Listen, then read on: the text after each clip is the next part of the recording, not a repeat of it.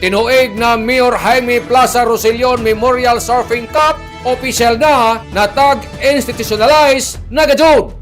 May numduman, ang sanggunian panalawigan ng Surigao del Norte miaprobar sa isa ka ordinansa niadtong Abril 20, 2026 nga mag-institute sa kada tuig na Mayor Jaime Plaza Rosellon Memorial Surfing Cup na pagahimoon sa Cloud9, Barangay Katangnan, General Luna, Surigao del Norte. Ini na ordinansa nagtukod sa mga katujuan ng event, instruktura ng kompetisyon, hasta sa pamaagi, paghanap ng sayapi para masiguro ang pagpadadyon sa ng pagpalambo ng isa ka pinakasikat na event sa sports ng ato probinsya. Ang pag-institute sa Surfing Cup mas nagpakusog pagajud sa posisyon ng General Luna sa isa ka pinakasikat nga surfing destination sa nan nagpadadyon sa turismo, kultura ng lugar sa nan pagpalambo ng ekonomiya didto. Ang lokal na gobyerno ng General Luna nagpasalamat gajud karadyaw sa sanggunian panalawigan sa pagpanguna ni Vice Governor Honorable Eddie Jeddi Kugyangke Jr. sa suporta sa nan dedikasyon nila sa inisyatibo ni ini. Nagpasalamat sab ang kagamhanan ng provincial government ng Surigao del Norte gipangunahan ni Provincial Governor Lyndon Barbers sa padadyon na pagtinabangay para mapauswag ang mga programa na makatabang karadyaw sa komunidad.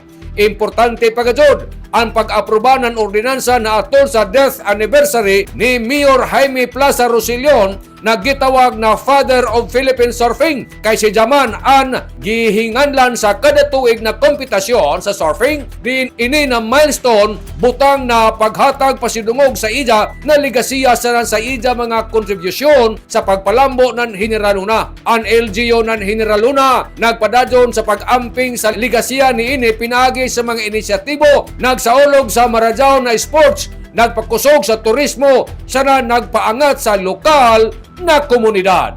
Nanukad gikan diri sa Kapitolyo ini si Marek Sinars Marcon Sim Vlogs Mario Conales Simurlang Mulaong. Salamat. Maradyaw na adlaw natong tanan.